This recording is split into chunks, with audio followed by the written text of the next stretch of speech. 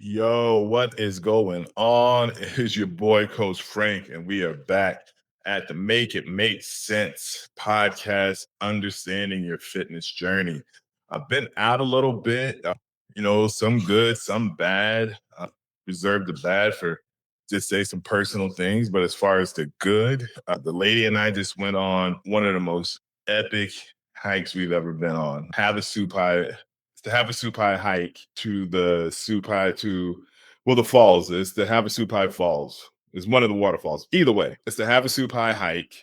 It's a 10-mile hike down to the campsite. It's an 8-mile hike till you get to the Supai Indian village, which you can only see if you go down there. You're not allowed to take pictures or anything at all of the village, and that's extends about 2 miles, and then you go down into the campsites where they have like just the most epic waterfalls, the most beautiful blue water. It's like I met a couple right from Miami, and I asked them like the Havasupai is up near the Grand Canyon. I should really know these things. I've been in Arizona 16 years, but I got to tell you, mm, like, I am not the one for directions. Now I can tell you how something is once I've been there, but outside of that, excuse me. But it is epic. Now, I've been telling people some tips on how to maintain it because like they don't people that have done it before, they don't tell you the real, right? So the first 8 miles, yeah, it's down to the village. Is on the way down. It's awesome because you're full of energy. You slept in a bed the night before. It's an awesome thing. The first mile are switchbacks. That's just when the trail just goes left to right. You know, but like the first one, going down, it's maybe I don't know, maybe 15, 20 yards, and it switches back, and it's like maybe another 10 to 15 yards, and then out after that, they're not really like, I've been on some trails where it's almost like they switch back after like feet. You just walk a couple feet and it's switching back. But it wasn't like that. So it wasn't like exceptionally grueling going down. But what people don't tell you in that 8-mile hike down to the village is that the sand is all beach sand. So it's really, really, really soft. And then like the rest of the ground is river bottom because it floods there. So it's like you almost got to pick your poison. You're walking like really super soft sand, or you're walking in loose gravel. Now, how that how that affects you really, you're going down on an 8-mile hike and you're using all type of like accessory muscles to like maintain balance while you're still moving forward. Not only that, it's still a decline. You're still going down, right? Excuse me. So what I would say, what I've been telling people, because like my girl and I, we hike here in Arizona a lot. So and a lot of stuff is trails, and the sand it really isn't as deep. So I have hiking boots, but I also have trail shoes, and I'm more used to wearing my trail shoes. Now, the thing with trail shoes is most of them have mesh somewhere, which means just go. They're breathable. So wearing mesh shoes, and mine are like have mesh on the top, and they're like mesh on the side. Imagine walking down beach sand in mesh shoes. Man, by the time we got down to the village, and I like took one of my shoes off to like dump, it was like from the tip of the shoe to my toe, it had to be about like that. So, my tip would be wear hiking boots, closed-toed hiking boots above the ankle. That'll minimize the amount of sand that you get in your shoes. Definitely will make walking that much easier. Now, because I'm in fitness and my girl and I, we do love a challenge, I did create a Havasupai hike, a 12-month get ready fitness program. We did the program with progressive weighted vest hikes on the weekends to prepare ourselves for carrying our backpacks down. So we carried our backpacks. I think hers maybe around 15 to 20. Mine may have been around between 25, 35, maybe 30, something like that. I'm not for certain. You don't really notice until you get about, let's see, in the 8 miles, maybe around mile 4 or 5, maybe around 5. I see you may start to notice. But when we do it again, because we will do it again, I won't carry the pack down because you have an option of they can either well, I don't know if you can do the helicopter for your pack, but I know you can you can get horses or mules or whatever that'll take your packs down, which I would recommend doing because number one, they're gonna beat you down there. and they're gonna take your packs all the way to the campsite. So you can just walk down to the village with like I'll tell people, and I've been telling people, wear just a regular camel pack, like freeze like a Gatorade, like overnight. And when you get ready to start your hike, I put the frozen Gatorade in your camel pack next to the bladder. That way your water stays cold on the hike. And then as you're going down, the sun's gonna come up, it's gonna melt the Gatorade, and then you'll just have like just a boost of electrolytes throughout the hike. That would be my recommendation going down. And then just, like we saw a few. We saw the major falls. We saw a Havasu Falls, and that's pretty much like mandatory. As soon as you get through the village down to the campsite, that's like the first fall you're gonna see, and it's insane. Like the water is like aqua colored, beautiful. And they have like these falls, and the falls that come down, they change after a flood. So like one of the falls when we were there, it like extended out past this little cave where you could swim along the wall and climb up into the cave and like dive out from behind the waterfall, which is something that I did. It was insane. Completely loved it. And then we saw Mooney Falls, and that's the one where you have to like climb down this hole, and there are chains that you brace yourself as you're climbing down the steps. Now, as someone who's not really like a fan of heights or anything like that, I can honestly say that it's not that bad.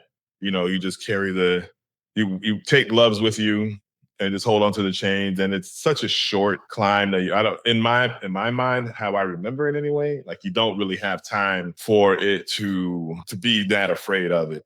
But it is the hike, I believe well, at least from my understanding, you have to go down there to be able to hike down to Beaver Falls, which is another insane falls. Like they got like these levels where you can dive down, which we dove off one of them after seeing someone else, and then our neighbors in the campsite next to us, they showed us a video where they jumped off like a higher one that you got to climb like a rope ladder to get them to do it. And for people that think they can't do this challenge, the my neighbors that did it, Tony and Leslie from Ohio, were on their 30-year wedding anniversary, hadn't hiked in more than 30 years, and they're not super physically like active. They're not trainers or anything like that. From what they tell us, they live in the cornfields in Ohio. They live out in the country. They just like kind of work out at home, but they were able to. They hiked all the way down with all their packs, the tents, everything, and they still did the hike. So if people feeling like they aren't up for that challenge, trust me, you can do it. So yeah, we've done that, and like following, like what was the toughest part when getting back was the bottom of my feet hurt so much, like just like nothing else, like nothing, none of my accessory muscles, my quads, hams, nothing like that. Just the bottom of my feet hurt so bad. So again, that's why I would say probably wear, closed-toed over the ankle hiking boots. And then once you get down to the campsite, just switch those out for your water shoes. Like when you grab your pack, just switch those out for your water shoes, because going down, the campsites are all along the river or the creek or whatnot. So there's going to be water all throughout. So you're going to be stepping in a lot of water. So just go ahead and call it a day and just get used to your feet being wet. But it is insane. I think I was saying like this couple from Miami. Yeah, I asked them how they found the place. I think I mentioned, and they just said they Googled the most beautiful water in America, and it led them to Havasupai. Go during the summer, because the water down there, it's springs.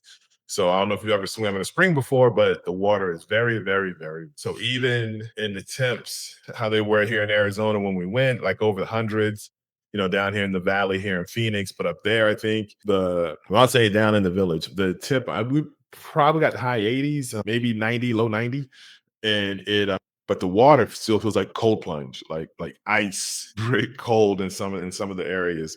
So just be mindful of that. So a lot of people think going in the wintertime is better because it's an easier hike, but you're going to spend most of your time near the water. So think about that during your time frame. What else has been going on? So getting to fitness real quick. I was having a conversation with a cousin the other day, and I don't know, he's nervous about hiring me, so I don't know. But either way, he was asking me a question, and he works in the education system, and and I think in telling the story, okay, so I think when people are on their fitness journey, they don't sometimes people don't understand, how small things really add up to larger things, right? So, in speaking with my cousin, he was saying that, he works in education, and he was saying that it's easier for him when to maintain a meal plan or meal schedule when he's at work, because then he has his day is broken out into certain days, into certain times, and so of when he can eat. So it's easier for him to stay on schedule, when school starts. So he was saying, when school starts now, it'd be easier for him to do it. And okay, and what I heard was, okay, so you're able to follow a meal plan schedule. Now, where some people disconnect is how it's not the location or where you're following the meal plan schedule. It's always going to be on what's most important, and that's you. And what's important there is that you are able to follow a meal plan schedule. So once you understand that it's you following the schedule, it doesn't matter where you are, you just make a schedule. Now, if you have a schedule that's going to be work related, then at home, make a schedule as well. You've already shown that you can follow a plan. So there's nothing wrong with having a plan when you're at home.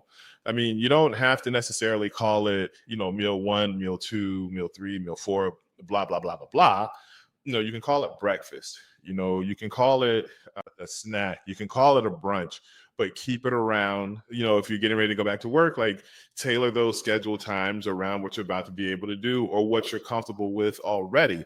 Sometimes it's easier to adhere to a schedule that you're used to than it is to follow a plan, cut off a plan, follow a plan, cut off a plan. Sometimes it's best if you just like, okay, if this is what I do, then this is just what I do all the time, and then you just follow that schedule. Because, it's a question I ask people when about working out and about going to the gym, and people understanding, what's important.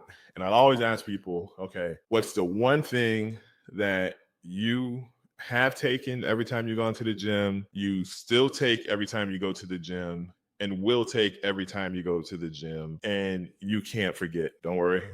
I'll wait. Hold on. Let's just imagine a imaginary timer. What's this? Because I don't sound that good when I make that song voice. Let's wait. Let's wait. Okay. That one thing is you. So once you understand that you are that you lead everything, and everything is dictated by you, then no matter where you are, as far as, and when it comes to meals and eating on a particular schedule, or how much to eat and things like that, or when it comes to going to the gym, you are always there. So when it comes to form, I see people get into the gym and they're mad because they want to work this exercise. Yeah, man, I want to do bench press today, but everybody's on a bench. Okay, well, bench press also can also allow you to do dumbbells. Are those available? Like, bench press doesn't mean barbell bench press, unless you're specifically training to do something barbell bench press related. Then yeah, then you have to wait. But other than that, like, what's the goal? Like, for me, I train all my clients with the understanding that they're bodybuilders, that they're building their body aesthetically in a healthy way. They're following the meal plans, they're eating. Whoa, what is going on there? They're following a meal plan. The workouts are dictated towards areas of improvement, whether it's they need to lose weight, then lose fat, whether it's they want to build, a bigger butt, whether they want to build hamstrings, quads. You're building that part of your body. So you're not going to the gym and working out to do exercises, and you're not trying to make an exercise better. You're trying to make you better.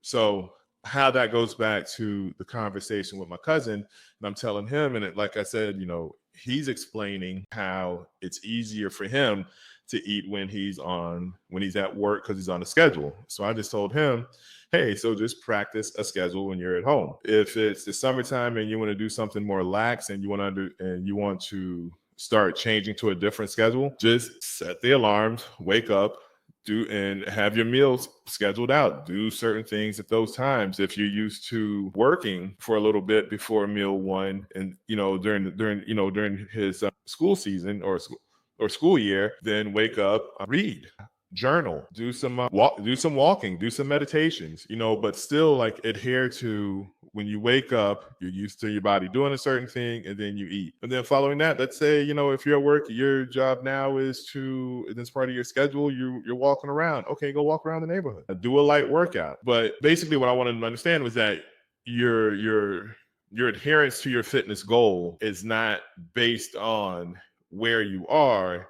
Your adherence to your fitness goal is based on how important it is to you. All right. So I guess that would be today's main focus, is that if it's your meal plan, if it's your workout, no matter if you're traveling for work, if you're on a vacation, if you're going out with friends, if you have a goal, then your goal is yours and it's going to always be with you. There's nothing wrong with turning down a drink, turning down a meal. Like, I've done it numerous times. Hey, Frank, you want some of this? Like, nah, I'm good. I ate at the house. I'm fine. Hey, you want some of this? I'll try it. I'll try a little bit.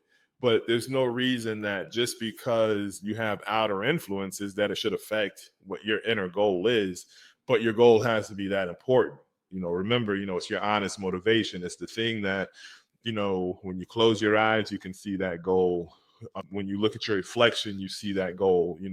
It's one of those, your honest motivation is that thing for you, that when you're out with people, you will decline certain advances.